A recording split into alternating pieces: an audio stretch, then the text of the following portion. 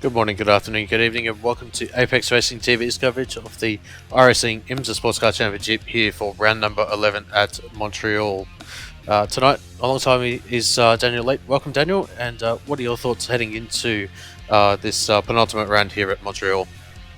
Yeah, good evening, Scott, and to everyone tuning on YouTube and the other media outlets. It's a great circuit to be here at Montreal.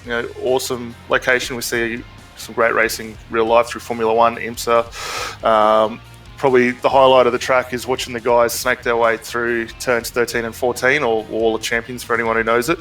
And I think the racing, from what we've seen tonight, we had a big pack join in the server, and we got a couple of DPs, so the racing should be really good. Yeah, certainly. With the nature, I'm not sure whether it was mentioned as being a street circuit, should be quite entertaining. As I say, we've got two Daytona prototypes here tonight, and then we've got, I would say, another 10 to 12 GTEs, and then a spread of about 5 to 6 GT3s. So not bad of a split tonight, given that there was, I think, 43 to 44 people registered for tonight's race. Yeah, definitely. It's a good mix of cars. Still good to see a couple of guys trying to take it to Blake Neck in the DPI. I think it's Craig Newell out there tonight. So should be some good competition. But as you say, all up and down the field, some great drivers out there tonight. Yeah, certainly. We've seen some serious regulars of note. Vincenzo Amico, Blake Neck. I see that Corey Preston's here tonight. Slaven Korluka. Jack's Swanpole as well, and then one of our co-commentators here at Apex Racing TV, Tyler Maxson, is joining us tonight in the GT3 as well, so good to see him here as we've currently got 4 minutes left of qualifying. Just going to give you a bit of a rundown of how it all plays out at the moment. We've got Blake Neck on provisional pole, which is absolutely no surprise at the moment, on a 27.3 provisional pole. And then in the GTE category, provisionally we got Ina Marinsky, currently 4/10 clear of Vincenzo Amico. Joel Smith, as I say, Ben Snell puts in a better time, so he improves to a 30.34. And then currently in the GT3 category, we got on screen Corey Ott on the provisional pole for the GT3 category, Michael Kirkham in the second position, and Amilcar Almeida currently sitting in the provisional third position in that class. Yeah, and from what we're seeing so far at the times from all the the guys out there at the moment, time's very close. GT3 is a bit over a second, covering the top three cars at the moment. GTLM, I think we're looking at just under 0.8 of a second. So the guys we'd expect to be up the front end really starting to find their stride with the car and the track, and put in some good respective lap times. Yeah, absolutely. We see that Corey Ott managed to improve last time around, but sadly it wasn't enough to get him the class pole position. So, bit unfortunate there for Corey, but saw that he took quite a lot of curb in the second part of the final chicane, so that potentially may have been what cost him the chance at pole position today. Yeah, certainly. And with the way the GT3 cars are set up, very stiff suspension in those cars doesn't really bode well for getting too much over the curb. And from what we've seen previously with the Audi, also doesn't really like those curbs either. So Corey might just have to make a small tweak or readjust the transition getting through that chicane, because there's certainly a lot of time left on the table to get up. Yeah, certainly. I would see Fraser Elphick at the moment, or he just runs too deep into the final chicane, and that'll sadly invalidate his lap. You'll get a slow down penalty for that, and that'll be his qualifying over. He currently sits in 18th position overall at the moment. Sadly, third to last in the GTE category. Yeah, Preston, though, pretty decent race all around, there must be said. So he should be able to make his way back up towards the pointy end as the race sort of unfolds. And qualifying, while it is all important, isn't the be-all and end-all, especially in this series. Yeah, certainly we've got Arthur Nasi at the moment, currently trying to put in a qualifying time. Sadly invalidated his first lap, as he's got no time set for himself. He's got 35 seconds left within qualifying, so he should be able to make it to the start-finish line. He's coming up the back straight now, getting up to pretty much VMAX is heading well over 250 kilometers an hour into the braking zone.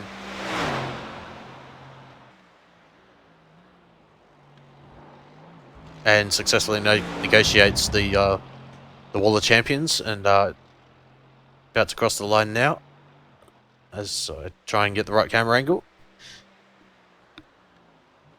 And sadly invalidates his second lap, so he will start from the 20th position.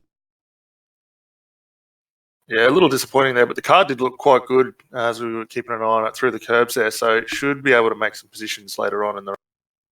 Yeah, absolutely. I think with Montreal being a short pace lap, I should be able to get through this grid as fast as I can. So Blake Neck starts on the pole position with a time of 1 minute 27.337. Alongside him will be Craig Newell in the DP category. And then Vincenzo Amico starts in the GTE pole position. And alongside him was Enar Marinsky. Bram Van Putten, regular to the series, good to see him. He'll start 5th.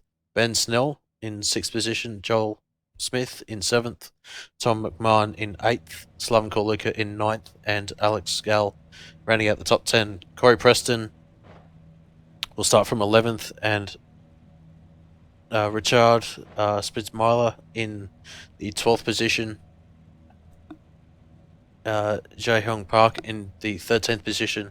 Fraser Elphick in the 14th position. Pau Costa in 15th. Daniel Gallen in 16th. Michael Cookham will start in the 17th position and the GT3 pole position. Corey Ott not too far behind him, only 500ths separating those two in 18th. Amilcar Almeida in 19th, and Tyler Maxson in the 20th position. Jacques Swainpole in the 21st position. Yuji Shibuya in the 22nd position, and rounding out the field is Arthur Nasi in the 23rd position.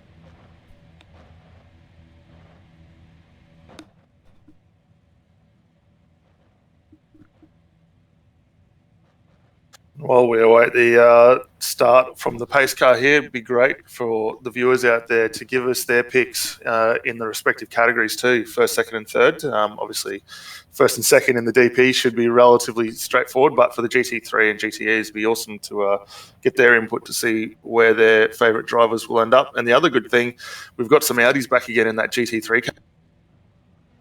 Yeah, absolutely. It's good to see that. Just get the spread of the cars at the moment. It's interesting to see that the GTE category is mainly dominated by the Ferrari, and in the GT3 we've got actually it's mainly dominated by Audis. So that's obviously great to see as well. So, but no disrespect to the other cars, it's always good to see that they are well represented tonight as well. Yeah, absolutely. And a little surprise too, we don't have our 2nd place starter in the DPI category, Craig Newell, on the grid at the moment either. So Blake's going to get a very comfortable jump here and set off to effectively be what should be his... Yeah, so just looking at the GTE category at the moment, I see that Enzo Amico has got a fantastic start. Marinsky in 2nd and Van Putten in 3rd. Looks as though that everyone has made a pretty successful category in that category, and back in the GT3 category, Kirkham has managed to get the jump, just taking a little bit of a curb on the inside of turn 1 there, but successfully makes it through, holds off Corey Ott and Almeida in the 3rd position in that class at the moment. Maxson making the 1 position gain into the 4th position. But also Nasi critically has moved up 2 positions in class as well. So he sits in the top 5 in GT3. And we're just having a look here at Kirkham, it looks like he's carrying a little bit of front damage. I think I heard a bit of a touch there as they made their way down through turns 3 and 4. So a little bit of damage early on. That won't do well for the incident numbers, as we see him with 1 already. So we'll just have to keep an eye on that later on in the race, because they obviously will have, what would we call it, drops if they do exceed the incident limit point. Yeah, absolutely. The stewards will be certainly on that tonight, as Coriot is certainly looking to put pressure on Kirkham at the moment. But we'll see that just having a look a bit further up, everyone in the GTE category has pretty much held position at the moment. But also that Van Putten has moved up into second place at the moment, so it's good to see him up into that position.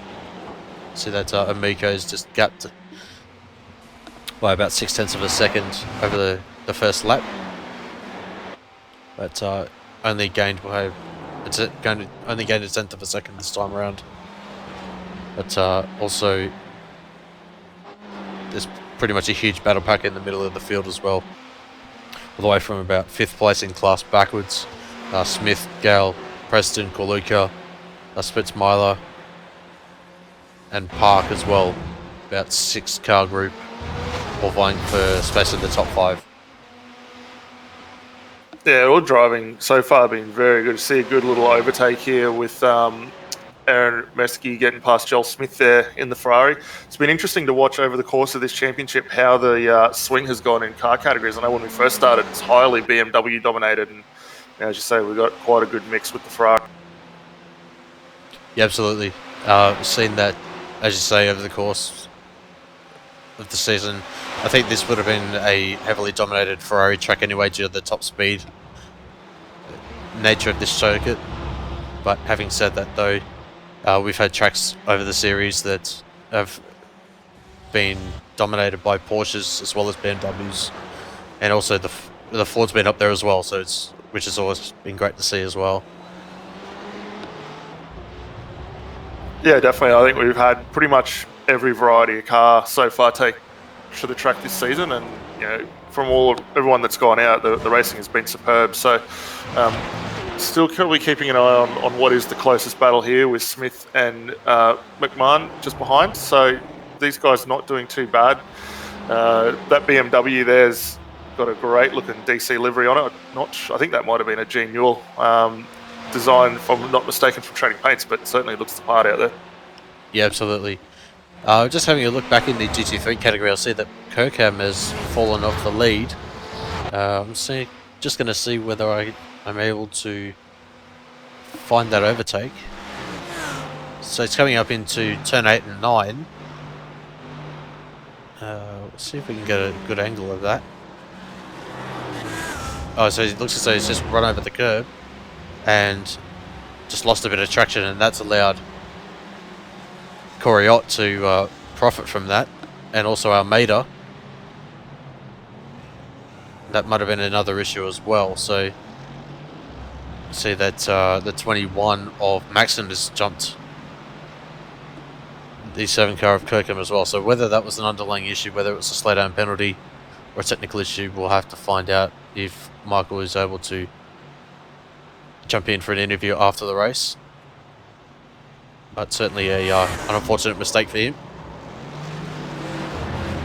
Yeah, definitely. It kind of looked like the car managed to turn a long way sideways. We actually have a couple of cars now coming through the pit lane for some stops. So Daniel Hernandez and Ben Snell have come in for stops already. So very early on for those guys. But yeah, I would expect to see Michael, with the pace that he's shown early on, especially in qualifying, should be able to work his way back up. But we say that Coriot and the guys ahead, very consistent drivers. So he's got a lot of work ahead of him.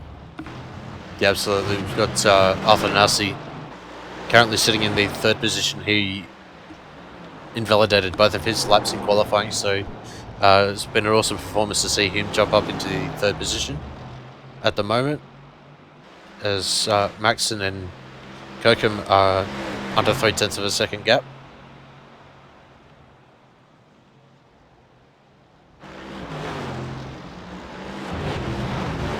Yeah, it looks like Kirkham's been able to settle himself down. The car getting out a lot more smoothly out of turn 8, 9 there. So the traction very good still in that car as he's now trying to look up the inside here of Tyler Maxim just ahead. Maxim and Nazi are going to have to keep their eyes in the mirror, just watch out for where Kirkham's going to be down the back straight here.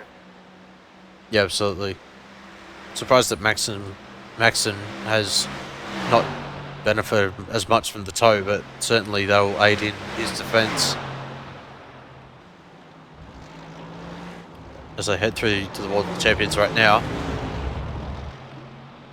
And they're on to lap number 5 as we speak right now. So just going to have a look a little bit further up. If Kirkham is trying to make an overtake, Maxon is trying to defend, but yeah, get the cutback.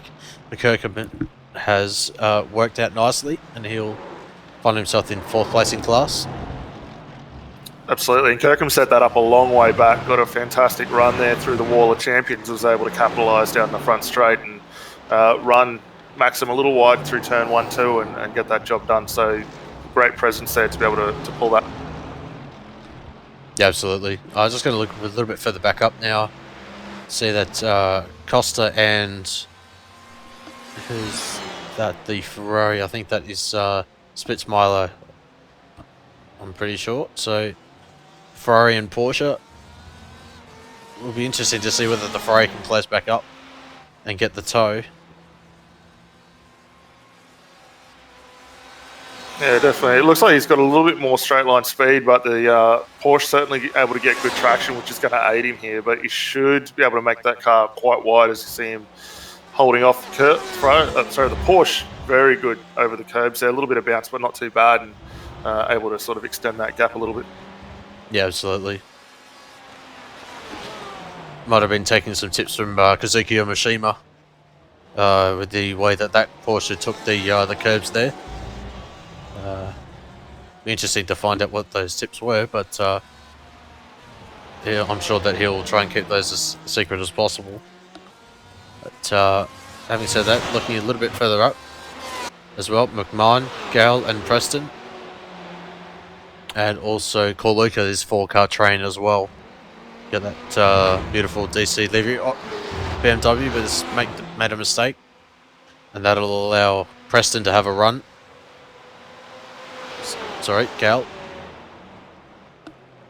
Yeah, that's the exact same slide that we saw for Kirkham earlier a few laps ago in the Mercedes GT3, just getting on that pair a little too early and the back end comes around. So did well to be able to save it, only lost the 1 position, but will find himself in a good position now to redress that over Gal. Yeah, absolutely. Gal going super defensive, potentially blocking that a little bit, but goes super quick over those curves and a little contact behind Preston and Corluka closing right up on the back of McMahon. Corluka's going to go up the inside, but doesn't get the cutback as Preston's been pretty defensive as well. But yeah, Corluka not able to get up the inside far enough and has to settle back down into 8th in class. Yeah, look at the way Kaluka's going with that car placement at the moment. I think he's just going to take a couple of laps now, just sit on the back of Preston here. He's a little bit tighter on initial turn in and exit out, so that's going to play a big advantage. If he can just get that line right, he should be fine on them. Yeah, absolutely. I'm just going to have a quick look at, bring up the weather as well,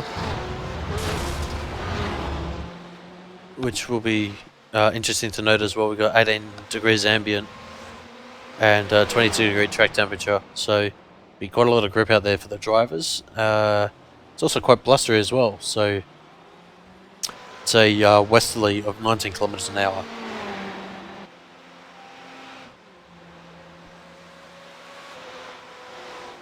So sadly, I'm not sure which way that wind direction will be favouring which parts of the track, but yeah, Corluka not able to take advantage of that slipstream at this time. So coming on to lap number 8. Yeah, well, we're a westerly wind, so it's going to be coming across. Pretty much going to be a crosswind down the back straight there, so probably not really going to bode well for anyone around this circuit here. Getting the draft is going to be key to trying to make a move with that. Yeah, certainly. You'll see that also that Marinsky has lost a place to Joel Smith as well. So whether that was a slowdown penalty, I will just have to quickly check. He didn't go off track, so might have just been a slight mistake there that's allowed Joel Smith to move up into the final podium position.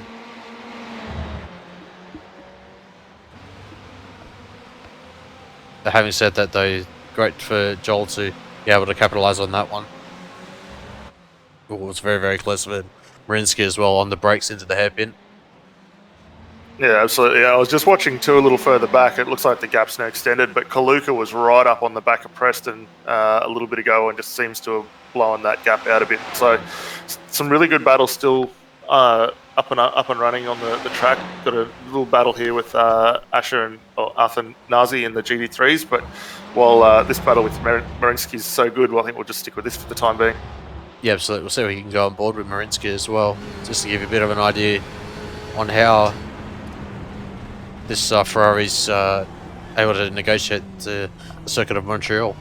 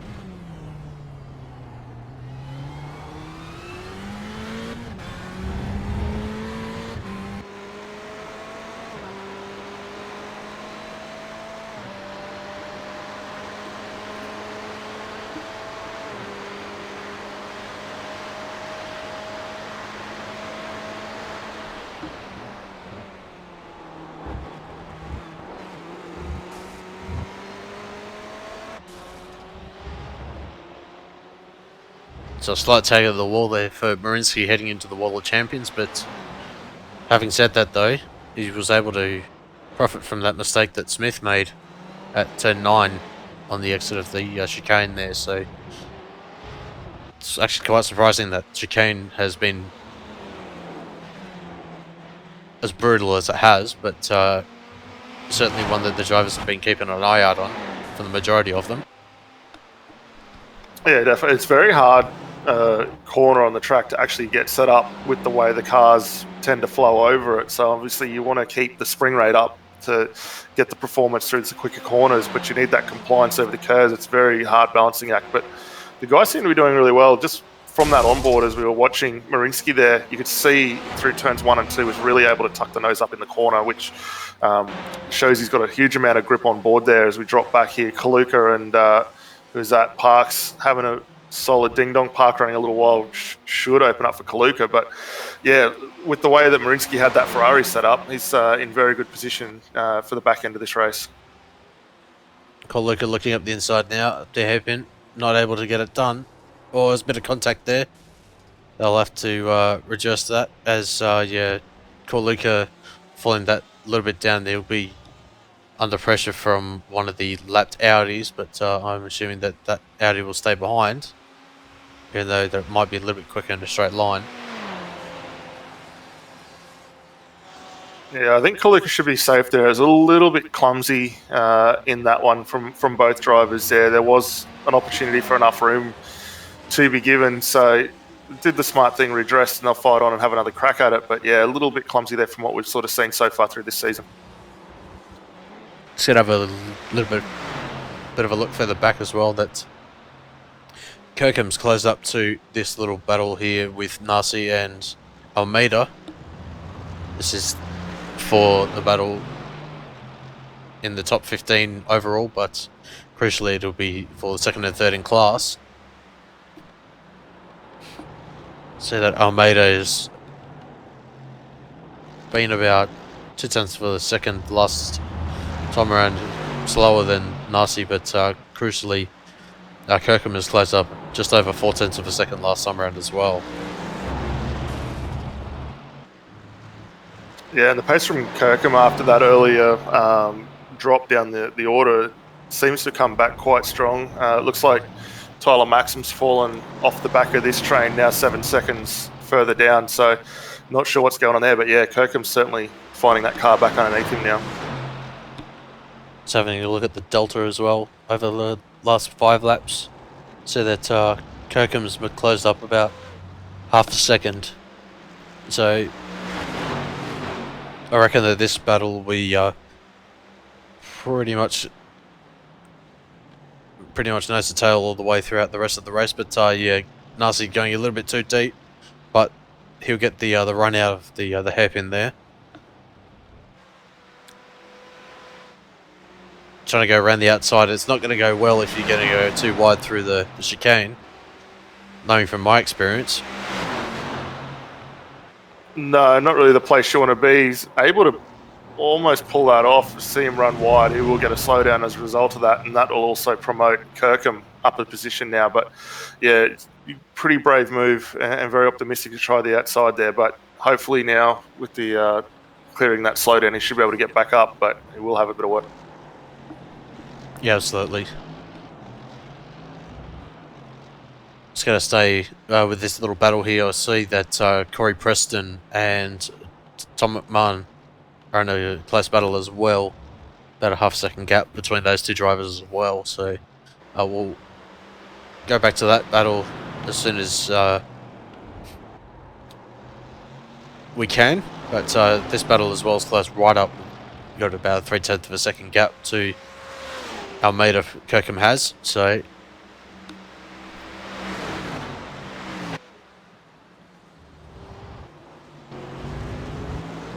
it's getting pretty much right up on the gearbox of Almeida.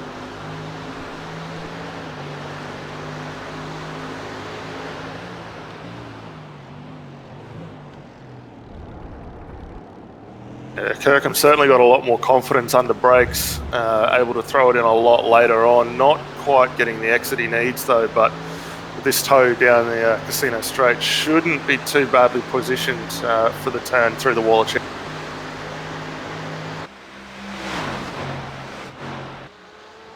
Yeah, certainly. Taking quite a lot of inside curve there, but that'll allow them to not hit the Wall of Champions as they get the better line through that.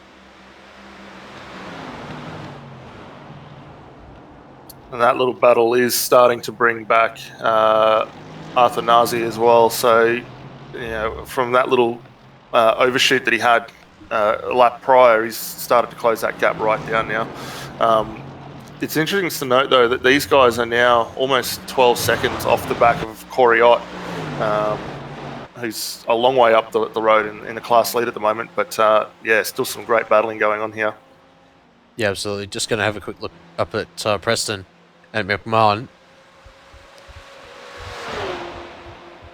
Going to go side by side into the final chicane. And looks as though that McMahon able to get ahead of Preston. I think Preston just backed out a little bit to allow McMahon to get through safely and not have a big incident. But I see that livery on Preston's car potentially is reminiscent of one of the cars in the OEC category series, but yeah, Preston just running wide there and will cost himself about a second to second and a half because of that mistake. Yeah, it looks like we also got a little battle here too, a bit further back with Kaluka and Park also. So the battle for 9th and 10th on track starting to heat up. Those guys are now just on a bit over half a second gap there. So that little fight should start to close down. The Porsche of Spitzmaler just a little further back, but not too far there.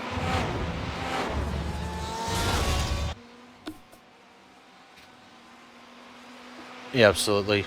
Just going to have a quick look at our overall race leader at the moment. Haven't given him much air time at the moment, given that we're just over 21 minutes in. But yeah, Breakneck, sadly the only Daytona prototype driver in this field today. Would have been interesting to see how Craig Newell would have gone, but hasn't taken to the track today. No, it would have been great to see Craig out having a run, but you know, Blake doing what he does best out the front and building an extremely big lead there. You know, putting on a great show for the geodesic crew in the DPI category. But we got a good glimpse of him going through the battle that was ongoing for Kirkham and Emil. Amita, and that was that opened that little gap up a little bit. So Blake doing a good job, as we always come to expect, and without a doubt should be able to clinch this championship. Yeah, certainly. With having said that, though, just brought up the lap time history of Neck over the past 5 laps or so, and looking at that, he's been fairly consistent, even though with traffic over the last couple of laps. He's been consistently in the mid to high 28s, so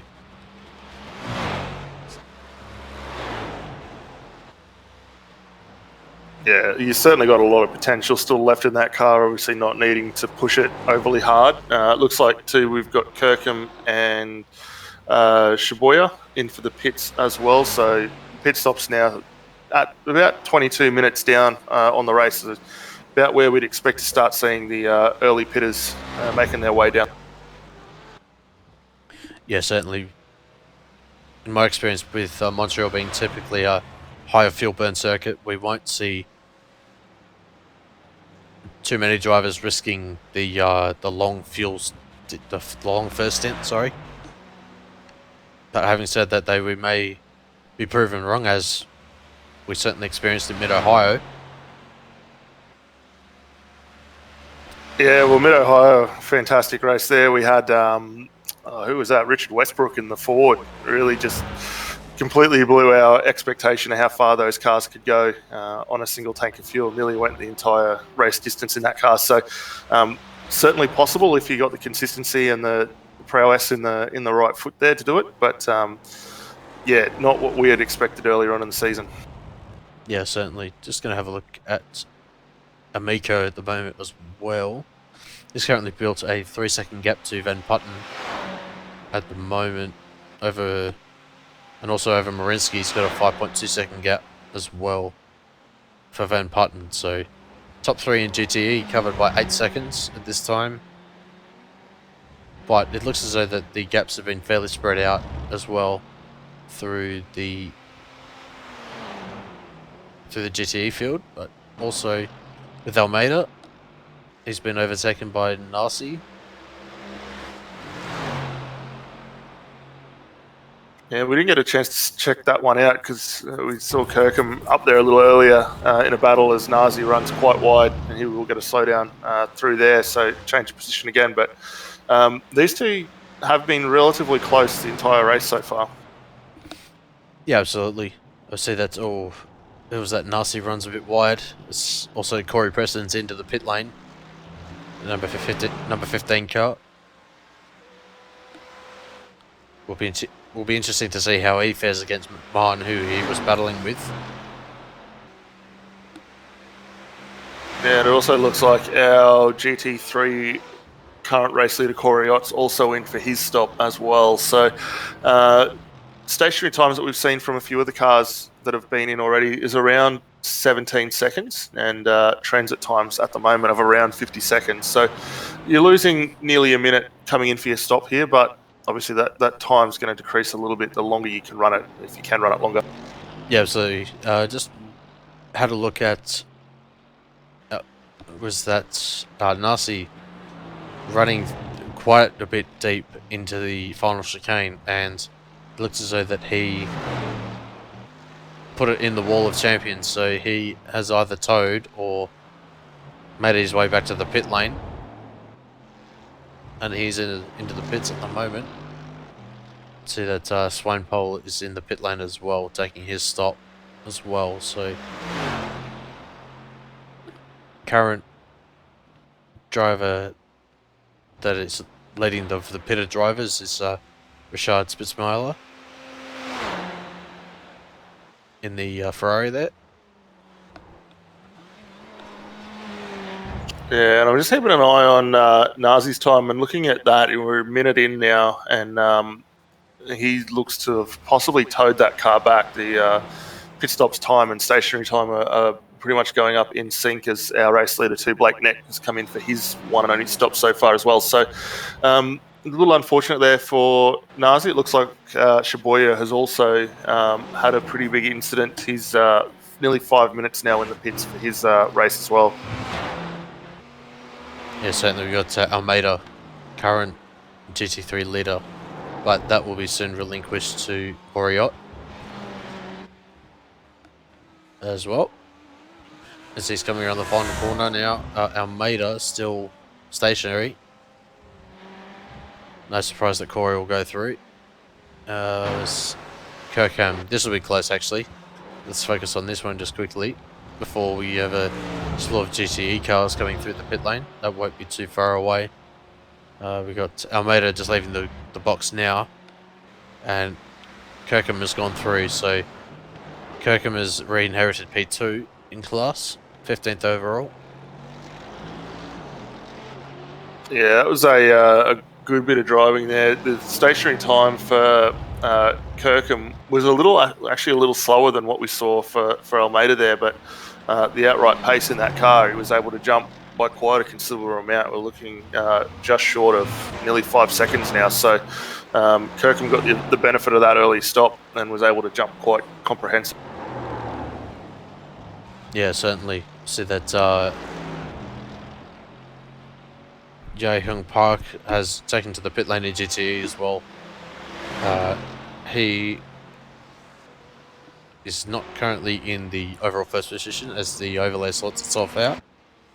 But having said that though, he's on his way out of the pit lane right now, so he will inherit 12th overall and 11th in class at this time, but with, I'd say, the tandem cars in front of him,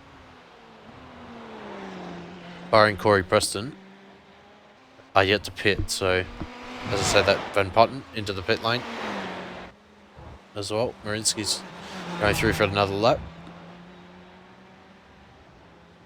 Yeah, it'd be interesting to see how long Marinsky can go at. The pace that he's been showing so far tonight has been as good as what we've seen from Van Putten. A little bit slower earlier on, which probably didn't help his cause, but recently the lap time's been very consistent there. So possibly has the opportunity here to make up some time, especially with the car being a little lower on fuel, but he should also benefit too of that slightly slower pit stop.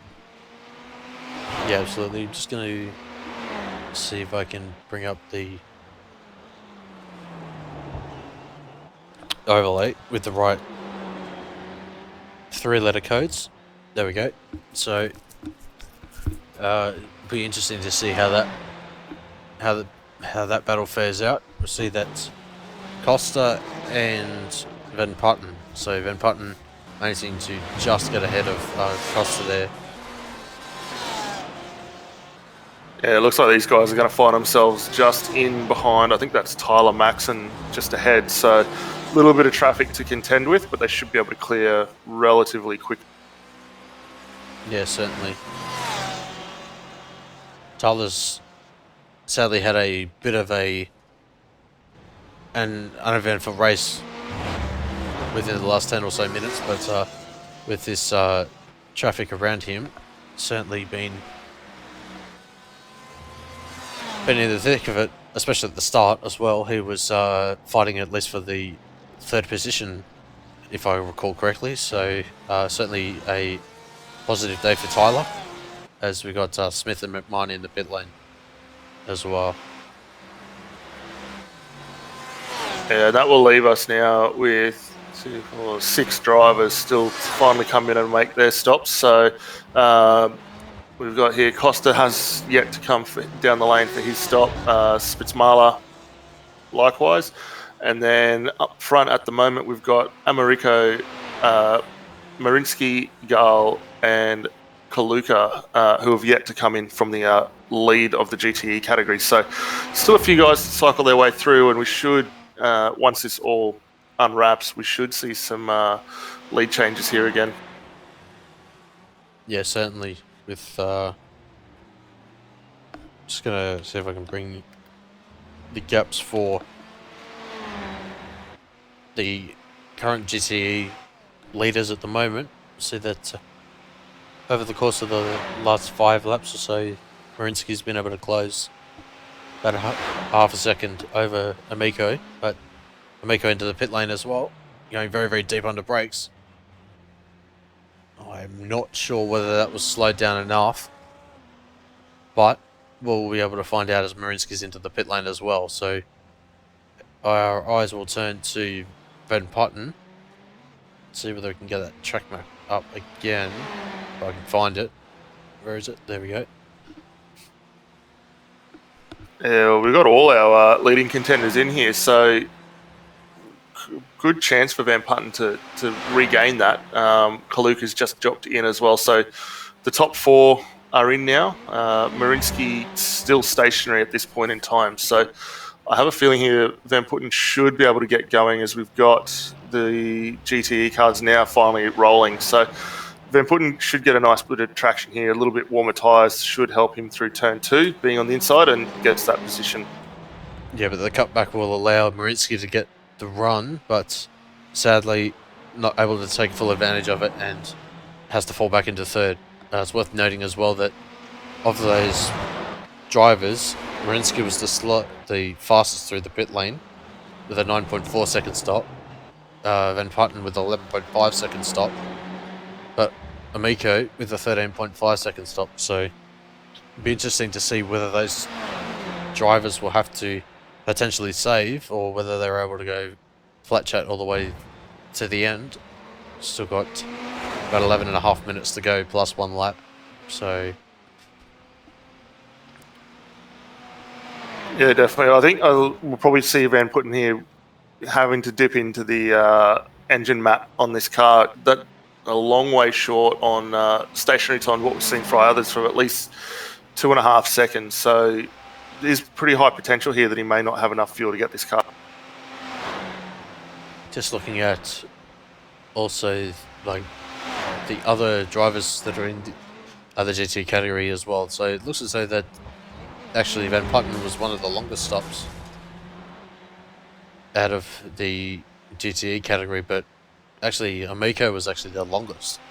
So whether that was due to him potentially overshooting the pit lane, we'll have to find out potentially after the race. But from the camera angle that we were looking at, it just looked as though that he was a little bit too fast on the entry, but otherwise he would have relinquished the lead and would have been about P6, I would think, the 15 second slowdown penalty.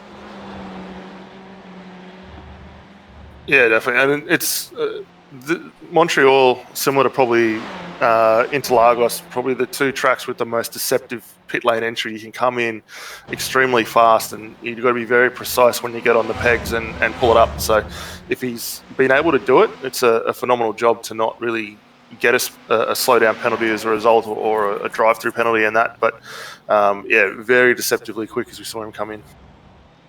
Yeah, certainly. Yeah, especially with that uphill braking, as you mentioned with Interlagos, is he able to brake just that little bit later? But then again, having said that, it can bite you very, very quickly. Yeah, absolutely. Yeah, as I've seen both myself and a couple of World Championship drivers in the World Championship Grand Prix Series take the time penalty for that. And it's pretty much ruined their races. Having said that though, Marinsky back up to 4 tenths behind Van Putten. and quite a lot quicker too last time by. Obviously, we had that out lap, but still 0.6 of a lap quicker overall. So it would have been helped a little bit by that shorter exit heat there. But the car, Marinsky's still looking very good. We saw that earlier on. Was really able to tuck the nose in as we're watching here. He gets the nose right up in on the corner there and drive out of that car. Looking very, very good. Yeah, absolutely. See if we can bring up the sector splits as well. Just in a tick.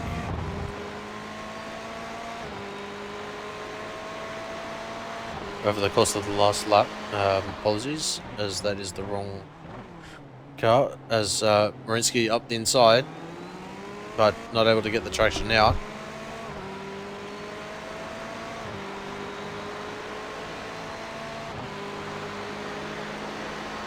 Apologies, just trying to get the right order of the sectors, but I see that one of the GT3 lap cars was had a lap put on them.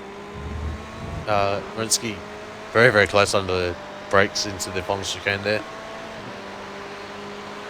Absolutely, the car looking very, very good this late in the race as he tries to look up the inside. And don't think there was contact there, but Van Putten goes around, so we'll have to check that from an outside camera angle just to see if there was any contact between those two. But that will release Marinsky. Yeah, just going to take a quick look at that back. No, he just lost it under brakes, and yeah, that was an unfortunate mistake there from Van Putten to have that error with about eight and quarter minutes to go. So he'll be kicking himself a little bit by that, but still finds himself in the final podium position in class. And with a good lead over fifth place behind him, Alex Gall. He's got a 6.5 second lead or gap, so shouldn't be in too much of a threat to lose that final podium position for the GTE category, but maybe now just going to have his work cut out to close that 4.5 seconds back up. But he does have a little bit of lap traffic in front of him, which might slow him down a little bit. Joel Smith slowly closing up on the back here of Alex Gall ahead of him. So these guys are 1.3 seconds apart right now, and the gap that we've seen slowly coming down for both of them. Yeah, that's it. I'm just going to bring up the gaps for those two drivers, as I need to hide one of those graphics, but it looks as though that the last time around that had Smith be just over a tenth slower, so the gap's pretty much neutralized at the moment, given that Smith was about a tenth of a second quicker on lap number 24. See that Gall pitted on lap number 22, which is the reason why that Smith was 20 seconds quicker, just to make up that delta.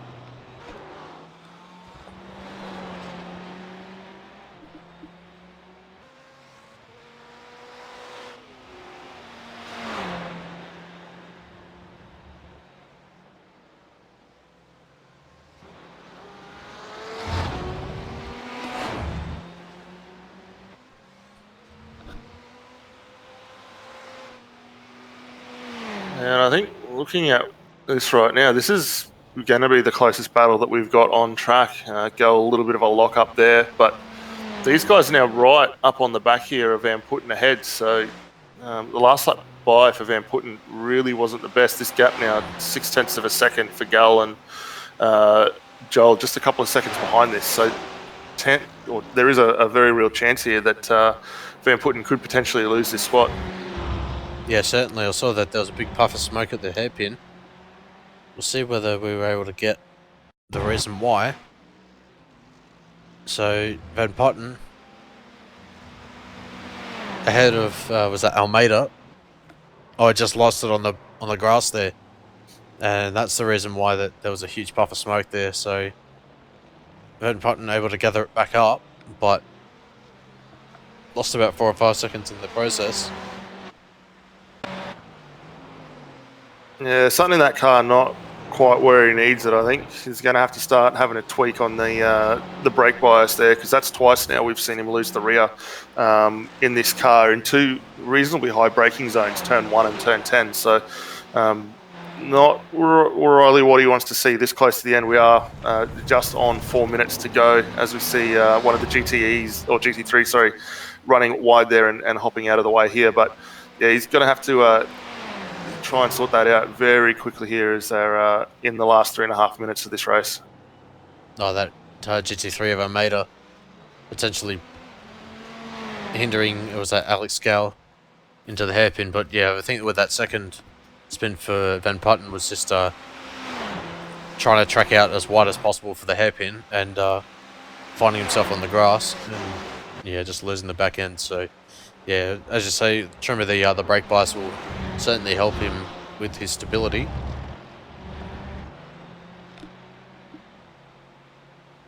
But yeah, we're coming up to 3 minutes to go.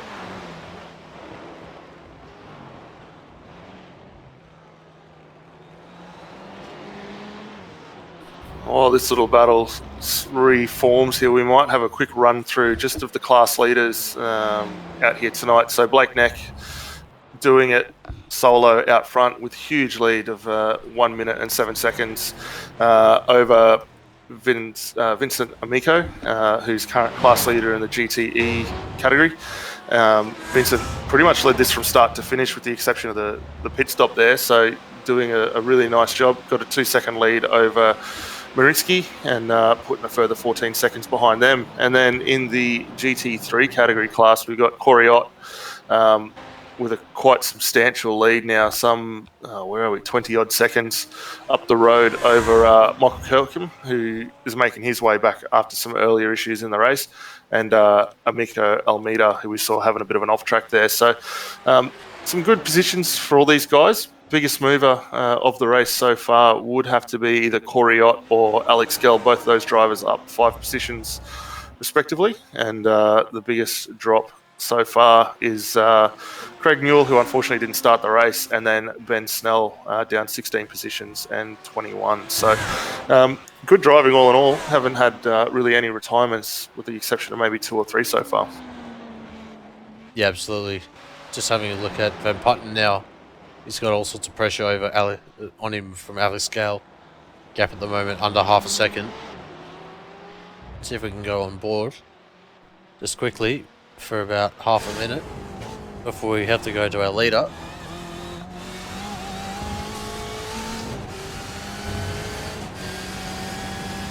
Yeah, certainly having to kind of baby it through the turn 5 area, but taking too much curve, and that'll allow Van Putten to get the traction and to gap it quite nicely, put a little bit of space between him and Gal.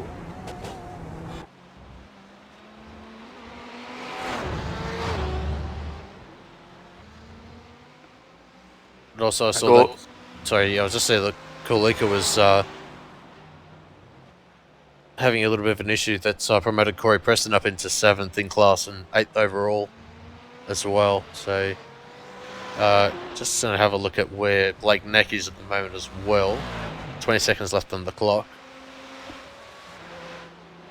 I dare say we may potentially get one more lap here. I was just going to say, as we were watching the 2 guys ahead come up, Blake almost instinctively on cue finding his way into the frame there. So we should potentially see one more lap as Blake, well, if not, no, we will get the checker flag this time by. So congratulations to Blake Neck and the geodesic crew there, round winners here at Montreal in the DPI category. Yeah, absolutely. Just going to have a quick look at Paul Luca and Preston. This gap is around about 7 cents of a second at the moment. So we'll see how this gap develops over the course of the next lap. But in saying that though, the GT3 class leader is closer to the start-finish line to the GTE leader. So we'll focus on Corey Ott at the moment, and his gap over Kirkham has been fairly dominant over the course of the race. At the moment it sits at 18.6 seconds. So he's done it pretty comfortably, Corey, and great to see a bit of a favourite car that we both love, the Audi, up there getting another win in the championship. So great drive from Corey, brought the car home quite nicely, and did an awesome job to extend the lead as much as he was able to. Yeah, certainly. So congratulations to Corey on becoming the round number 11 class winner for GT3 here at Montreal. And also we got Amico. Not sure whether that was a slowdown penalty or whether that was fuel, but yeah, he will take the win for the GTE category. Marinsky only 2.2 seconds back, so it's good to see that Marinsky was able to close up as much as he did, but sadly it wasn't enough for him to take the class win. But Putton was able to hold off Alex Gale as well, so that gap of 1.4 seconds was the end result. So yeah, so even though we were a bit sceptical on Marinsky potentially being able to get that car home with the fuel that he had on board, was able to do it quite comfortably. Obviously helped a little bit there with some of those minor spins that we saw Van Putten help having, but great result there for him as well. yeah, certainly. So the final race results for the IMSA Sportscar Championship here for round number 11 at Montreal. As I bring up this wrong graphic sadly for 1 second, but Blake Neck takes the overall win. Sadly, he was the only Daytona prototype out there tonight, but certainly a dominant performance nonetheless from the Alpine Stars geodesic racing driver. Vincenzo Amico wins the GTE category and finishes second overall. And Marinsky finishes in third overall and second place critically in the GTE category. And Bram Van Putten manages to hold on to the final podium position from Alex Gale. Joel Smith had a fairly eventful race, but manages to finish in 6th overall. Tom McMahon in 7th. Corey Preston, a good recovery from him to finish 8th. Slaven Korluka finishes 9th, and Jae Hung Park running at the top 10. Pau Costa in 11th. Richard Spitzmeiler in the 12th position. Corey Ott in the 13th position, but taking out the GT3 class win. And congratulations to him. Fraser Elphick in 14th. Michael Kirkham had a fairly eventful early part of the race, but manages to recover into the 15th position overall, but also into the 2nd position in GT3. Amilcar Almeida finishes in 16th in the final podium position in GT3. Jacques Swanpole in 17th. Daniel Galan in 18th. Tyler Maxson finishes in 19th. Must have had a little bit of an issue towards the end of the race there. Sadly, he finishes 7 laps down. Yuji Shibuya in 20th. Arthur Nasi, who had a little bit of an issue at the final chicane towards the middle part of the race. Ben Snell finishes 22nd, 28 laps down, and Craig Newell sadly did not take the start. Yeah, it's a little unfortunate to see Craig out there being able to challenge Blake tonight in the DPI category, but to the guys that were out there, we saw some fantastic racing by all, and I think now that obviously that's going to increase again as we turn our way. Where are we now? To Belle Isle next week, so back from a slightly more maybe race circuit / road course to a very traditional road course in Belle Isle there. Probably going to be very well suited to those GT3 and GTE cars. I think Blake might have his work cut out a little bit on setup, but having seen how he can get those cars around, I don't think it'll be too much of an issue for him. Yeah, absolutely. Having had experience in open wheel categories at Belle Isle, it's going to be certainly a challenge for all of the drivers, but I think with the way that the GT cars and also the Daytona prototype will be able to negotiate the curbs there, shouldn't be too much of a problem, but yeah, it should be a fantastic race. Just waiting to see whether there are any driver interviews available for us tonight. Hopefully we'll be able to get Tyler Maxson in here, one of our co-commentators here on Apex Racing TV as well, but also we are looking for all those drivers that were in the race as well, so But whilst we're waiting on that, I'm just going to quickly run you through the up and coming broadcasts here on Apex Racing TV. Just quickly as well. Sadly, I haven't been able to get the a new graphic up that I was working on during the week. That's a little bit work in progress at the moment, but hopefully we'll be able to have that working for Saturday's race for the Sim Racers Asia GTE series. That will be at Bathurst, if I recall correctly. Yeah, that's right. We were having a bit of a chat about that earlier on. That's going to be at Bathurst, so it should be a fun race for that champion. But yeah, I see that we've got a couple of drivers actually, so I will postpone running through the upcoming broadcast. So I think we'll get our class winner, Corey Ott, in the GT3 category.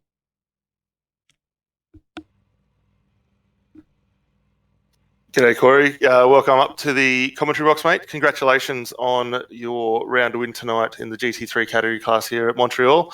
Give us a bit of a recap on how your race unfolded. Qualifying could have went better, but yeah, just got pipped out on pole. I think it was just 0.05 of a second, and the race start was just keep it clean, and hopefully the traffic got my way. And then Michael there, a couple laps in, got a slowdown, and yeah, I just got in front of him and basically blasted away. So nothing was really troubling at all during that race. It was couple little moments there of brown pants, but other than that, it was just smooth sailing from the green. Yeah, and one thing, obviously, you're in a bit of a favourite of Scott and myself in the Audi tonight. How'd you find setting that car up to get through some of the curbs that are obviously, getting through Wall of Champions, you got to be right up on it there. How'd you find having to adapt the car setup to get you? It wasn't really the car setup as much as adapting. It was my driving style, because with this car, sometimes if you brake and turn at the same time, or if you take a curb just a little bit wrong, it will kill you.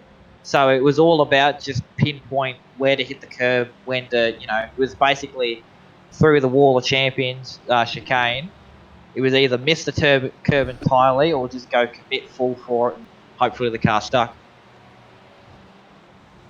Yeah, definitely. It's a lot of fun, especially to be able to set them up the way that you can to get the most out of them. Obviously, now we're going to start turning attention to next week, Belle Isle. Very different road or street circuit to what we're sort of used to here. Very bumpy in that. Are we likely to see you out there first off for it? And are you likely to be back in the? If I can make it, I'll do next week, but it'll depend on what I'm feeling in the week. Because this week I knew this combination straight away, and I just basically picked up the car, got on the track and went for it. But next week will be interesting, so we'll see what happens. Yeah, definitely, mate. Well, before we let you go and enjoy the victory, we better get a bit of a shout out to all your sponsors on board. There's not really a lot of sponsors anyways. I think the only one I've got to thank is Pure Driving School. They provide a lot of good setups, and recently I've just been using them, and they've been amazing. So props to them for producing amazing setups. Awesome, Corey. Well, again, congratulations, mate. Class winner here tonight in Montreal. And if we get to see you out there, we look forward to seeing you back out again next week for the Belle Isle. Yeah, you too, guys.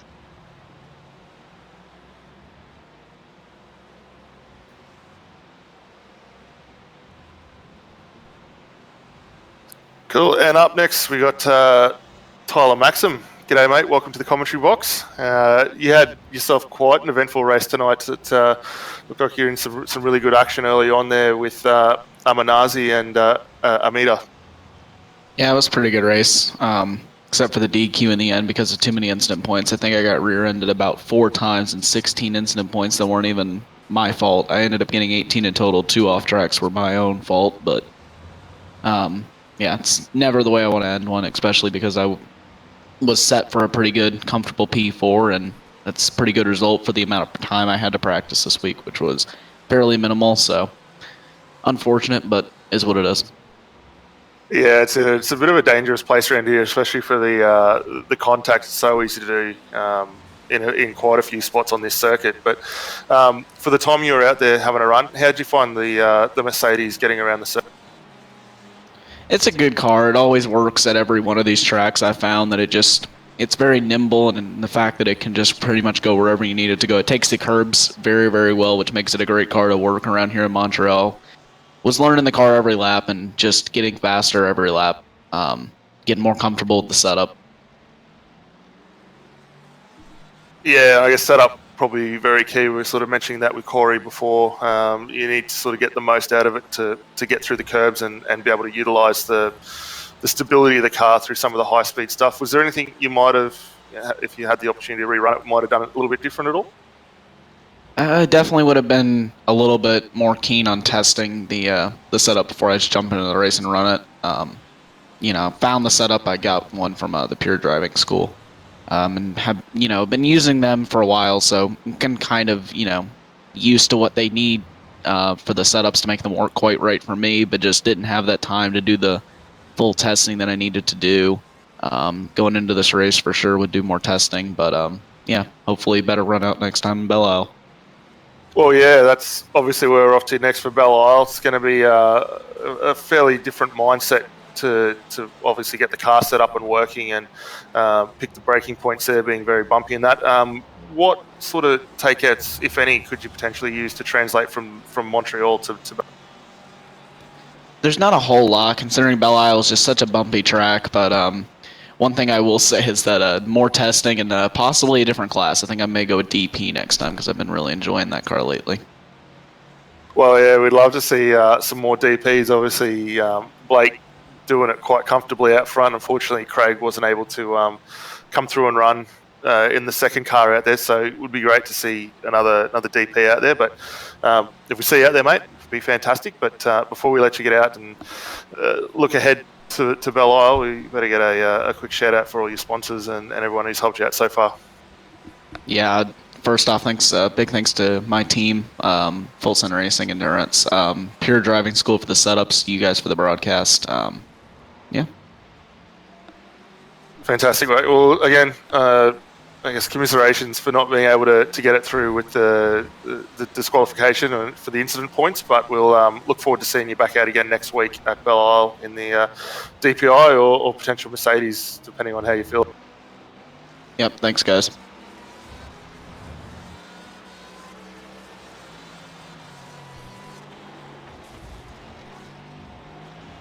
All right, well, I think that might be us done for the interviews, Scott. So if you're able to, we might bring up the prelude for the upcoming race schedule. Yeah, sadly, with the graphics, I haven't been able to get that ready in time, but a lot of work behind the scenes has gone on with that one. But yes, but yeah, with the upcoming broadcast this week, we've got the iRacing Veros GT Sprint Series for round number 11 at Donington Park, and that will be at 1800 GMT for that one. And coincidentally, we've got the BSR MX5 Pro Series for round number 11 at Belle Isle, which is the track we'll be at next week for the IMSA Sportscar Championship. The Dynamics Sim Racing, the Dynamic Sim Racers World GT Series for round number 5 at Imola. That will be tomorrow, the 22nd of May, at 1900 GMT. So that should be a cracker of a race. Also, we've had the Veros GT World Championship race there. That was quite the event as well. So Imola, one of the tracks that produces a lot of great racing. Then on Thursday we have the BSR TC Pro Series, the Kias around Belle Isle as well. So pretty much a lot of tracks that are going to Belle Isle this week. So fantastic track for all the categories that are running there this week. That will be at about 7:15 GMT as well, 19:15 GMT for those that are in 24-hour time. And then on the Saturday we've got the Sim Racers Asia GTE Series round number 8 at Mount Panorama Bathurst, which will be quite an event as well. GTEs around Bathurst as well, so that will be one to watch. That will start at 12 GMT on the Saturday and that will be also at 8 p.m. Australian Western Standard Time or Singapore time, 10 p.m. Australian Eastern Time, or 12 a.m. on the Sunday morning, New Zealand time. And then on the I think it's on the Monday night, we've got the BSR MX5 Monday Cup as well for round number 12 at Montreal. So that will be one to watch as well. So MX5's around Montreal as well. That will be a cracker. Lots of close racing as we've come to expect from the BSR guys over there. So that will be great to watch. And then next week we'll be having the IMSA Sportscar Championship here. Oh, sorry, not here, but it will be at Belle Isle for the final round of the championship, and that will be at 10:45 a.m. GMT. But with my availability, I will be trying my best to make the broadcast as always. But with holidays kicking in, I don't know whether I'll be able to make that one. So I'll be attempting to find cover as much as I can. But keep your eyes posted on the iRacing forums and on the iRacing Down Under Facebook page as well. That's where I will be posting whether there will be a broadcast or not.